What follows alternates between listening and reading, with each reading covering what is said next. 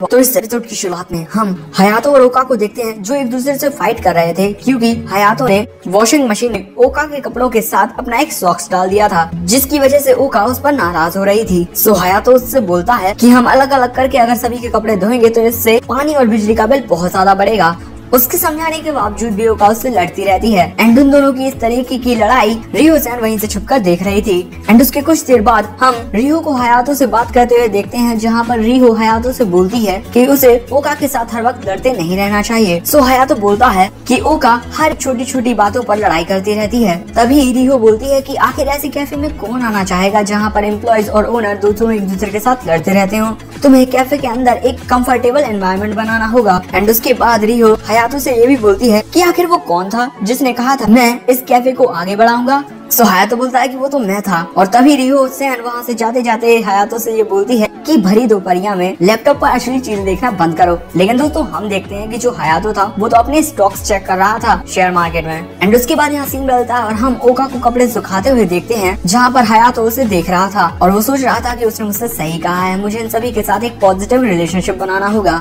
And Hayato उस time पर ये भी सोचता है कि अगर इसने कैफे में सभी के साथ कुछ ऐसी वैसी बात कर दी तो जो हमारे फीमेल कस्टमर्स होंगे वो कैफे में नहीं आएंगे। इसी वजह से मुझे इसके साथ अच्छा रिलेशनशिप बनाना ही होगा। लेकिन आखिर कैसे? वो वहाँ पर ये भी बोलता है इससे दोस्ती करना लगभग एक जंगली बीच से दोस्ती करने जैसा होगा। सो वहीं पर बैठी अकाने हयातो से बोलती है उसकी थोड़ी तारीफ किया करो, तुम ये काम करने में काफी अच्छे हो। सो हयातो उससे बोलता है कि बकवास करना बंद करो क्योंकि जब मैंने तुम्हारी तारीफ की तब तुम्हें तो इससे घंटा फर्क नहीं पड़ा। सो जैसे ही अकाने उसकी ये बात सुनती है हम देखते हैं यहाँ पर वो थोड़ा शर्माने लगती है और वो हयातो से ये बोलती है कि उसे तारीफें सुनने की आदत सी हो गई है। लेकिन तभी वहाँ पर एमी-चैन आती है जो ओका से पूछती है कि आखिर उसका चेहरा टमाटर की तरह लाल क्यों रखा हुआ है। सो उसकी बात सुनकर अकाने वहाँ से ये कहकर चली जाती है कि मैं कॉफी पीने जा रही हूँ। और तभी अगले पल में ओका हयातो से बोलती है कि आखिर तुम वहाँ खड़े खड़े क्या कर रहे हो, कुछ काम धंधा नहीं है तुम्हें। सो हयातो उस पर गुस्सा करने ही वाला था लेकिन तभी उसे याद आता है कि उससे लड़ना नहीं है। एंड वो बहुत ही जबरदस्ती मुस्कुराने की कोशिश करता है एंड वो इतने अजीब तरीके से ओका की तारीफ करता है कि उसे वो तारीफ कम बेइज्जती ज्यादा लगती है। सो ओका को उसकी बात सुनकर बुरा लगता है एंड वो हयातो के चेहरे पर अपनी चप्पल मार देती है और वो हयातो से ये बोलती है कि आखिर इस तरीके का घटिया चेहरा क्यों बना रहे हो। एंड उसके बाद हयातो भी उस पर चिल्लाने लगता है एंड इसी के साथ उन दोनों की लड़ाई फिर से शुरू हो जाती है। एंड उन दोनों की लड़ाई को देख एमी-चैन बोलती है कि ये दोनों तो बिल्कुल बकरी और घोड़े की तरह लड़ रहे हैं। लेकिन वहीं पर खड़ी शिरागिको-सैन बोलती है मुझे तो ये दोनों डॉगी और मंकी की तरह लग रहे हैं। एंड वहाँ पर शिरागिको-सैन ये भी बोलती है कि उसे नहीं लगता कि हयातो एक बुरा लड़का है। सो उसकी बात सुनकर एमी-चैन बोलती है हाँ लेकिन वो थोड़ा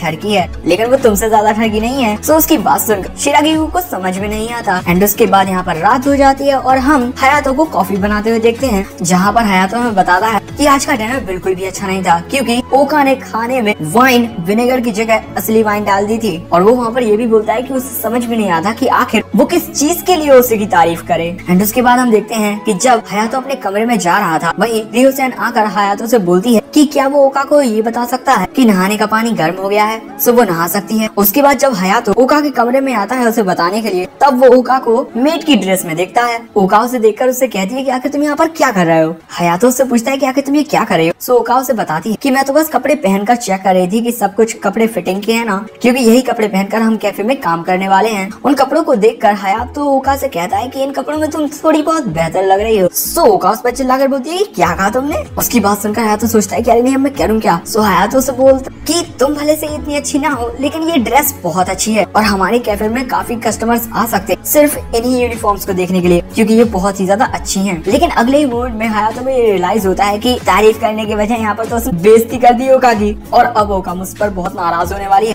लेकिन जो ओका होती है वो हयातो को थैंक्स बोलती है। सो हयातो उससे हैरान होकर बोलता है कि मैं तुम्हारी तारीफ नहीं कर रहा था, मैं तो यूनिफॉर्म की तारीफ कर रहा था। सो ओका उससे बोलती है कि हाँ मैं इसीलिए तो तुमसे थैंक्स बोल रही हूँ क्योंकि ये जो यूनिफॉर्म है ना वो मैंने बनाई है। सो उसके बाद ओका हयातो को ये बताती है कि जिस टेक स्कूल में वो जाती है ना वो एक फैशन स्कूल है जहाँ पर वो थोड़ा कॉस्ट्यूम डिजाइन के बारे में सीखती है। उसके बाद ओका हयातो से ये भी बोलती है कि एक बार ग्रैंडमा ने उससे कहा था कि हयातो की जुबान बहुत ज्यादा कड़वी है लेकिन वो कभी भी झूठ नहीं बोलता किसी से। इसी वजह से हम ओका को बहुत ज्यादा खुश देखते हैं क्योंकि यहाँ पर हयातो ने उसकी ड्रेस की सच्ची तारीफ की है। और तभी ओका हयातो से ये भी बोलती है कि जो उसकी कॉफी है ना उसका टेस्ट और भी ज्यादा बेहतर होता जा रहा है। उसकी बात सुनकर जो हयातो होता है वो यहाँ पर काफी ज्यादा खुश हो जाता है। लेकिन अगले ही पल में वहाँ पर शिरागिको आ जाती है जो हयातो के साथ अजीब सी हरकत करने लगती है।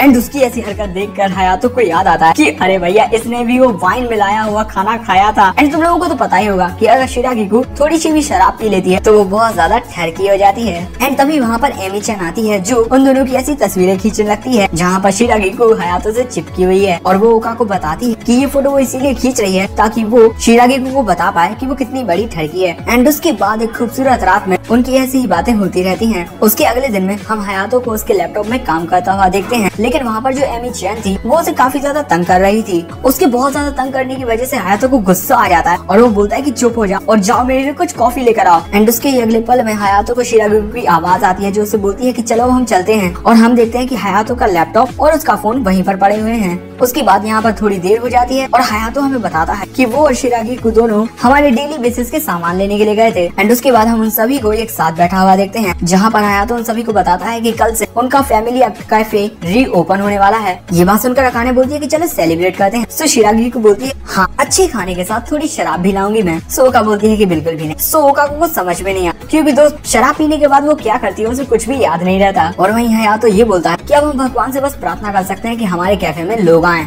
कॉफी पीने के लिए। सो वो लड़कियां बोलती हैं कि उसे इतना चिंता करने की कोई जरूरत नहीं है क्योंकि जो उसकी कॉफी का टेस्ट है वो काफी अच्छा हो गया है। लेकिन वहाँ पर जो एमी चैन थी वो कुछ बोल ही नहीं रही थी, बिल्कुल चुपचाप थी। सो शिरागिकु पूछती है कि तुम्हें क्या हुआ एमी चैन, तुम इतना चुप क्यों हो। सो उसके अगले पल में एमी चैन बोलती है कि अरे कुछ भी नहीं, अरे कल हमारा जो कैफे है वो फिर से रीओपन होने वाला है। हुर्रे। उसके बाद हयातो उन सभी को उनकी पेमेंट देता है, मंथली पेमेंट। सो वो लड़कियां पूछती है कि क्या तुम्हारे पास इतने पैसे थे जो तुम हमें पेमेंट दे रहे हो। सो हयातो उन सभी लड़कियों को बताता है कि वो काफी लंबे टाइम से एक कंपनी के स्टॉक्स में इन्वेस्ट कर रहा है एंड जो स्टॉक्स की कीमत है वो बढ़ती जा रही है। सो उसकी बात सुनकर वो लड़कियां समझ जाती हैं कि आखिर उसके पास उन सभी की पेमेंट के लिए पैसे कहां से आए। उसके बाद सभी लड़कियां अपनी अपनी पेमेंट को एक्सेप्ट कर लेती हैं जो कि सिर्फ 20,000 येन थे। लेकिन वहाँ पर हम एमी चैन को बिल्कुल चुपचाप बैठा हुआ देखते हैं। उसके बाद हमें यहाँ पर शाम का सीन दिखाया जाता है जहाँ पर हम हयातो को एक जगह पर बैठा हुआ देखते हैं जहाँ पर वो हमें बताता है कि वो बहुत ज्यादा खुश क्योंकि वो सारी की सारी लड़कियां उसके साथ बहुत जल्द घुल मिल गयी। लेकिन उसे नहीं लगता कि उन सभी के एक साथ मिलने के बावजूद भी वो कैफे को अच्छे से चला पाएंगे। पर तभी वहाँ पर एमी चैन आती है जो बोलती है कि आखिर तुम ऐसा क्यों सोचते हो। एंड वो हयातो से पूछती है कि उसे क्या लगता है कि किसकी वजह से हम सभी लड़कियां उसके साथ इतना जल्दी घुल मिल गयी, हम सभी इतनी जल्दी एक फैमिली की तरह हो गए। आखिर हमें किसको इन सभी के लिए थैंक्स बोलना चाहिए। वो रीजन जिसकी वजह से हम सभी ने तुम्हें इतनी जल्दी एक्सेप्ट कर लिया, हम सभी तुम्हें इतनी जल्दी समझ पाए, आखिर किसकी वजह से। सो तभी तो याद करता कि वो सभी लड़कियां सिर्फ एक ही बात बोलती हैं कि हमें तुम्हारे बारे में तुम्हारी दादी ने बताया। तभी तो बोलता है कि ये सब मेरी ग्रैंड माँ ने लड़कियों को बताया है। उसके बाद एमी चैन हयातो से बोलती है कि तुम समझ गए कि आखिर वो कौन था। सो तभी हयातो एमी चैन को थैंक्स बोलता है उसे समझाने के लिए और वो सोचता है कि मैं तो इसे बेवकूफ समझता था लेकिन ये तो सच में काफी होशियार है। लेकिन तभी एमी चैन फिर से अजीब सी हरकतें करने लगती है जैसे वो पहले करती थी। सो हयातो सोचता है कि हाँ मैं सही सोचता था कि एक नंबर की बेवकूफ है। उसके बाद एमी चैन वहाँ से जाने लगती है लेकिन तभी एमी चैन थोड़ा आगे चलकर रुकती है और वो हयातो से ये बोलती है कि क्या तुम्हें पता है कि जो चीजें हमारे लिए बहुत ज्यादा इम्पोर्टेंट होती हैं, बहुत ज्यादा प्रीशियस होती हैं हमारे लिए, वो इतनी आसानी से टूट जाती हैं जितना हम सोच भी नहीं सकते। और अगर तुम्हारी वो कीमती चीज किसी दिन टूट जाती है तो इसमें सिर्फ और सिर्फ मेरी गलती होगी और इसके लिए मुझे माफ कर देना। सो उस टाइम पर तो हयातो को कुछ समझ में नहीं आता लेकिन कुछ देर बाद हम देखते हैं कि हयातो का फोन और उसका लैपटॉप बिल्कुल टूटा हुआ है। हयातो को समझ में नहीं आता कि ये क्या है और उसका फोन और लैपटॉप टूटे हुए क्यों है। तो तभी एमी चैन वहाँ पर जो खड़ी हुई थी चुपके से वो बोलती है कि मैं तुम्हारे लिए कॉफी बनाने के लिए गई थी और वो जब मैं तुम्हारे लिए कॉफी लेकर आ रही थी तभी गलती से मेरे हाथों से मेरे डंबल्स छूट गए थे जिसकी वजह से तुम्हारा फोन और लैपटॉप दोनों टूट गए। सो हयातो उस पर गुस्सा करने लगता है और वो बोलता है कि आखिर तुम डंबल्स हर जगह क्यों ले रखती हो। एंड हयातो को अब समझ में आ जाता है कि आखिर एमी चैन इतना चुप क्यों थी लंच के टाइम पर। और तभी वहाँ पर शिरागिकु सैन आती है जो बोलती है कि हयातो जिस कंपनी में तुमने अपने स्टॉक्स इन्वेस्ट किए थे उसमें कुछ दिक्कत आ गई है और वो किसी स्कैंडल में फंस गई है और वो बैंकरप्ट हो गई है जिसकी वजह से। सो तभी हयातो बहुत ज्यादा घबरा जाता है और वो बोलता है कि मुझे उन स्टॉक्स को बेचना होगा लेकिन उसका लैपटॉप तो काम ही नहीं कर रहा था जिसकी वजह से उसकी हालत और भी ज्यादा खराब हो जाती है। तभी शिरागिकु सैन बोलती है कि तुमने और भी कंपनियों में इन्वेस्ट किए होंगे ना पैसे। सो हयातो बोलता है कि मैंने किए थे लेकिन ये कंपनी के जो स्टॉक्स हैं वो बहुत तेजी से बढ़ रहे थे इसीलिए मैंने अपने दूसरे जो स्टॉक्स थे वो इसी कंपनी में इन्वेस्ट कर दिए। अब हम समझ पाते हैं कि अब हयातो के पास एक फूटी कौड़ी नहीं बची हुई है। सो तभी एमी चैन बोलती कि अगर वो चाहे तो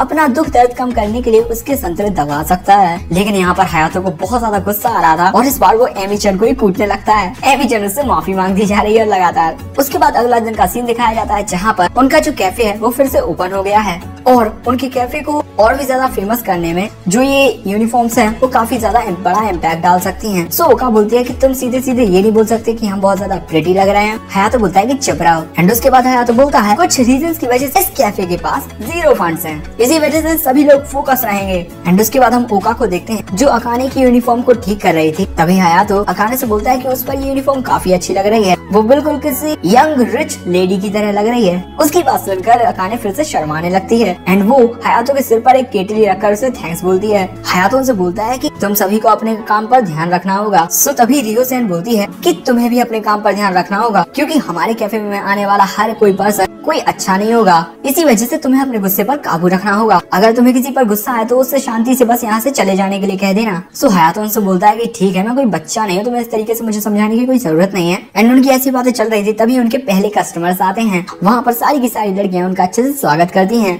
उसके बाद ओका उनके ऑर्डर्स लेती है एंड दूसरी तरफ हयातो उनके लिए कॉफी बना रहा था। उसके बाद जब एक बंदा हयातो के हाथ की बनी कॉफी पीता है तो उसे वो काफी अच्छी लगती है और वो वहाँ पर ये भी बोलता है कि इसका टेस्ट बिल्कुल पिछले ओनर के टेस्ट जैसा ही है, यानी कि हयातो के दादी के जैसे। ये सुनकर सभी लड़कियां खुश हो जाती हैं। तभी वहाँ पर शिरागी कुछ सेन आती है उन दोनों के पास और वो बोलती है क्योंकि ये कॉफी पुराने ओनर के ग्रैंडसन ने बनाई है। जिसके बाद वो दोनों हयातो की तारीफ करते हैं एंड उसके बाद वहाँ पर और भी कस्टमर्स आने लगते हैं और वो सभी उनका वेलकम करते हैं। हम देखते हैं हयातो के कैफे में काफी सारे लोग आ चुके हैं। अब सभी लड़कियां अपना अपना काम बहुत अच्छे से कर रही हैं, लेकिन तभी वहाँ पर एक और बूढ़ा आदमी आता है। उस आदमी को देखकर हयातो को याद आता है कि ये तो वही आदमी है जिसके सामने मेरी दादी हमेशा झुकी रहती थी और मेरी दादी हमेशा उससे माफी मांगती रहती थी। उसके बाद वो आदमी एक टेबल पर बैठता है और हयातो से बोलता है कि मुझे यहाँ की मोस्ट एक्सपेंसिव कॉफी चाहिए। उसकी बात सुनकर हयातो उसके लिए कॉफी बनाने लगता है और उस आदमी को देखकर वो लड़कियां होती हैं वो भी समझ जाती कि ये तो वही बुरा आदमी है जो ग्रैंड माँ को हमेशा नीचा दिखाता था। उसके बाद वो बुरा आदमी हयातो से पूछता है कि क्या तुम उस बूढ़ी औरत के